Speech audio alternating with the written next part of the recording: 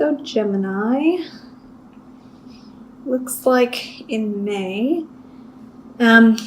If I recall correctly, your reading in April was about either some kind of soulmate union coming in, or generally a huge change in direction in your life, where you were going to have to kind of decide between one path over another. So for the month of May, it looks like there could be some changes to your belief systems, because your central energy is the 10 of Wands with the foundational energy of the Tower. It could be that there is kind of a shakeup in terms of, how you're carrying yourself in the world, or a need to change how you are carrying yourself in the world, and just kind of what you're putting your energy towards, right? So in the past, we have the Universe card here. I'm just going to read what this card means specifically. So in the recent past, we have a message that says, everything has come full circle as you now enter a period of resolution and enlightenment. This indicates the end result of all your efforts and hard work, so it is time to acknowledge and celebrate all of your accomplishments. It is a synthesis of success, fulfillment, and triumph in your undertakings. As a result, emotional and spiritual growth lead to higher states of consciousness and a better understanding of your place in the universe. You have worked through the trials and tribulations of life and have learned to grow from the experience. You understand your karmic path and how you are a powerful co-creator of your own reality. In many ways, this also indicates that you now understand the meaning of life, that love is the seed and the spark of source divine energy and what makes you who you truly are. A new stage of your journey begins. So perhaps, if you have entered a new relationship with someone, or you did undergo some huge life-changing event in the month of April, now during your time in April was kind of a time for you to be reflecting on that and reflecting on your place in the world and what you want to get out of your life. And you've been transitioning into the Empress, which is, she's the embodiment of true creation, Mother Nature, Earth. She's also symbolic of unconditional love. But she's the master of creating her own reality. She's also the mother of the tarot. So whatever you are trying to create and bring into your life, it's showing that this is happening for you in the month of May. It could be happening kind of towards the middle of the month, as the Empress, I think, will be embodying. I think she'll be especially present during the middle of the month, but maybe also more towards the beginning and the end. Just going to pull some clarifiers here. So what does Gemini need to know about the 10 of Wands this month? 10 of Wands. We have the 9 of Wands. What does Gemini need to know about the Tower? Foundational energy. We got the 4 of Swords. So yeah, I think there's definitely going to be some changes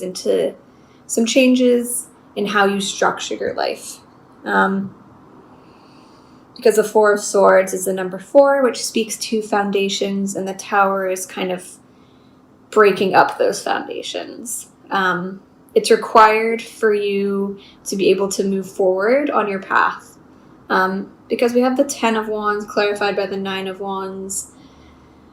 Perhaps you're feeling overburdened this month, whether it's regard to your career or your love life. There's something that has been causing you to feel just really exhausted and kind of overburdened, like you have too much on your plate.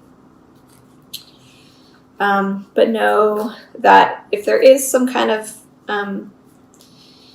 transition or big life change that you've gone through and it's kind of left you feeling in shock, or know that it's necessary in order for you to kind of rebuild your foundations in a way that really works for you and is in alignment with you, not with your previous foundation. So just going to clarify the Empress in the present for Gemini. The Empress.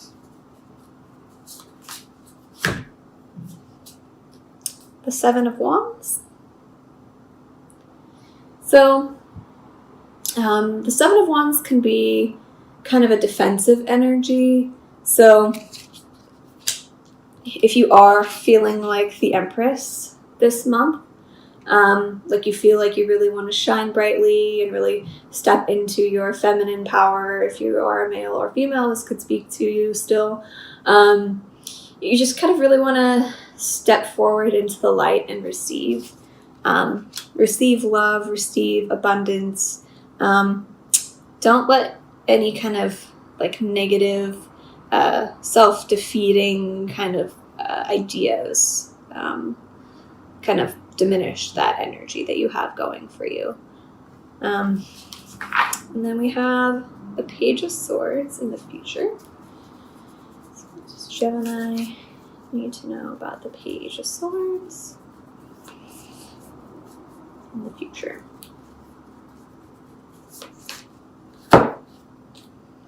The 9 of Cups. So the Page of Swords can be about a message. It could also be about a younger air sign that you've been thinking about. But perhaps like towards the end of May,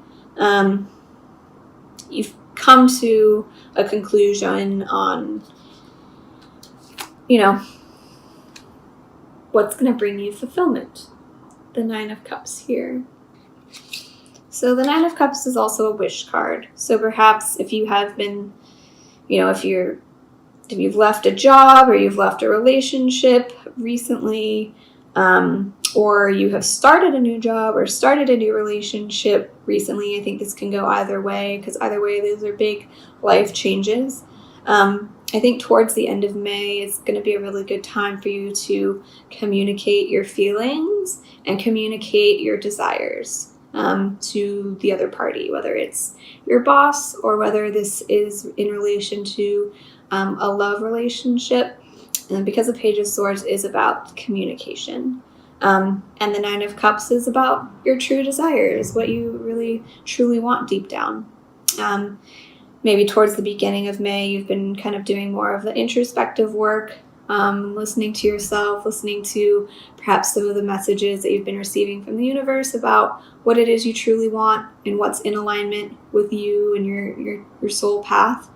And towards the beginning of the month, you're really setting the stage for creating it. And towards the end of the month, you're starting to communicate that out into the world. So, I'm just going to pull a shamanic healing oracle card for Gemini.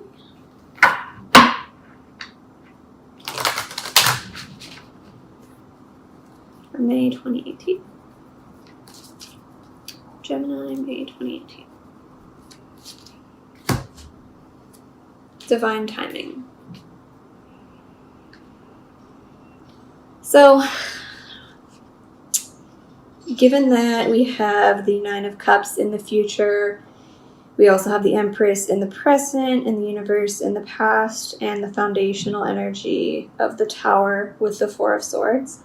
So if you have recently undergone a major life transition, I think it's really important that you rest and be kind to your body and show yourself some self-love. Don't try to push too hard to make things happen this month, because whatever it is you are really hoping for, it will come to you when the time is just right. So, number 30, divine timing. I think this could also be in reference to, a profound relationship or a soulmate relationship. So if you did start a new relationship or meet someone in April, and it hasn't really been progressing in the way that you would want it to in May, know that that is for a reason. How often do you feel that you want things in your life to change now? Not 2 years from now, not even 2 months, but right this instant. Seldom do we see the whole picture of why our lives are unfolding the way they are. We don't need to. What we need to do is to surrender to the way things are right now. This doesn't mean to not take action when a situation is untenable. What it means is to let yourself and your life unfold before you so that you have access to all the information, all the lessons, all the people you will need to go where you are headed. Divine timing is at work in this situation. Try not to fight it.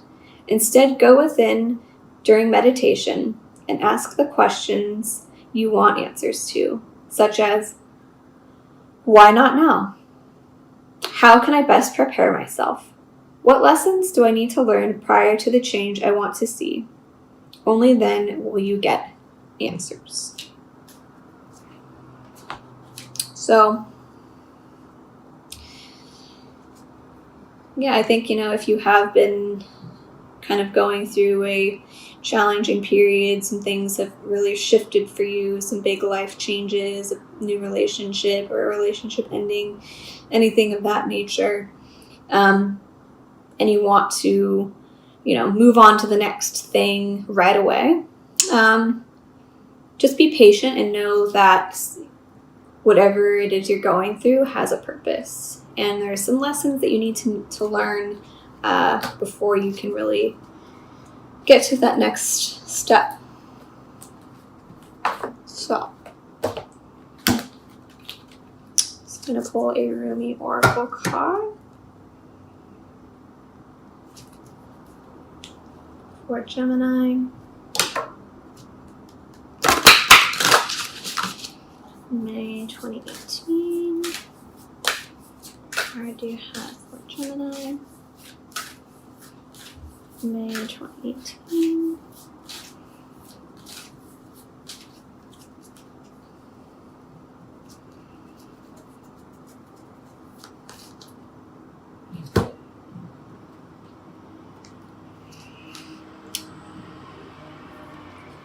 Blessing of Al-Kahim.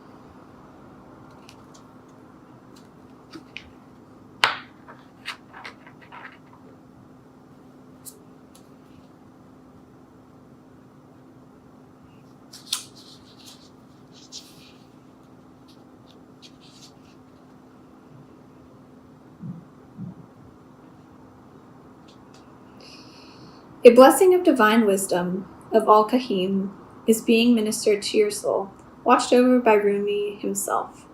This is soul medicine. It is a spiritual gift of healing, insight into the capacity to surrender any impatient claim for what you cannot have yet.